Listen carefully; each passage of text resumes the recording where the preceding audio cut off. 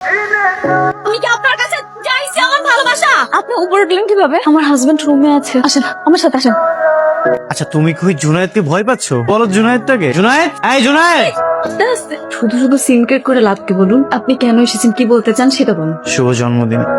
তোমার হাতে নতুন রিং কে দিছে তোমার এই গিফট? আপনার ভাই। আপনি আমার সাথে ফাইজলামি করতে আসছেন? নিজের ছবি নিয়ে আসছেন, নিজের নামে মামলা করতে? না না স্যার, এটা আমার ছবি না, ওই হইতেছে আমার জমজ ভাই। ওর নাম হইতেছে জুবায়েদ, আমার নাম হইতেছে জুনায়েদ। তাহা মিথ্যা কথা স্যার।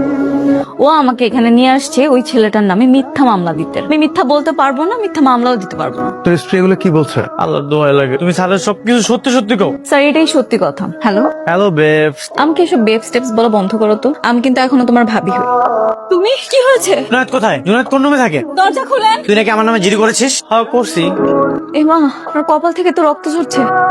থাক, মুছে দেওয়া লাগবো না। আপনার কপাল থেকে রক্ত ঝরছে। আমার আব্বা আম্মা কইছিল তোমারে বিয়ে করছি, আমার কপালটা নাকি অনেক ভালো হয়েছে। ওইটার এখন নমুনা দেখতেছি। এসব কথা বাদ দেন না, আমি আগে আপনাকে ব্যান্ডেজটা লাগিয়ে দিই।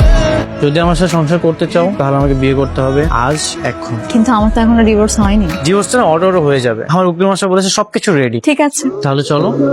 সত্যি সত্যি তুমি চলে যেতেছো? আমার এইভাবে একা রেখে তুমি চলে যাবো, তোমার একটু কষ্ট হবো না? না, কেন জানেন? আপনার লাইফস্টাইল আর আমার লাইফস্টাইল সেম না। আমি যেরকম লাইফস্টাইল চাই সেটা আপনি আমাকে দিতে পারবেন না, একমাত্র ওই দিতে পারবে।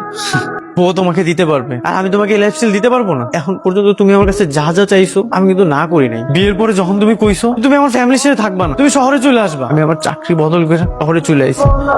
এই বাসায় ওঠার পরে তুমি আমারে কইছো যে এক রুমে থাকবা না, আমি তোমার জন্য আলাদা রুমের ব্যবস্থা করে দিছি। বিয়ের পরে হাজবেন্ড ওয়াইফের সেই অধিকারটা পর্যন্ত তোমাকে আমি দেখাই নাই। তুমি যদি চলে যাও না আমি কিন্তু বাঁচতে পারবো না। শেষ করো, আমি তোমার অনেক ভালোবাসি। মৃত্যুটা না এত সহজ না, মানুষ চাইলেই মরতে পারে না। আর আপনার জন্য আমি আমার জীবনটা কেন নষ্ট করবো? তুমি একটা বার ভাইবা দেখো তোমার ভবিষ্যতে কি চাই, গাড়ি চাই, বাড়ি চাই, আমি সবকিছু করার চেষ্টা করবো, তারপরে তুমি আমার সাথে থাকো। প্লিজ, আমি আপনাকে বলেছি আমি আমার ডিসিশনটা নিয়ে ফেলেছি।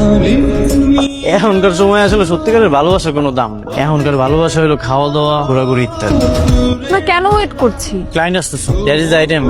কত দেবেন বলেন? বিয়ে হয়েছে? হয়েছে আবার হয়নি, 50-50। কিসের দাম? কি নিয়ে কথা হচ্ছে এখানে? তোমার।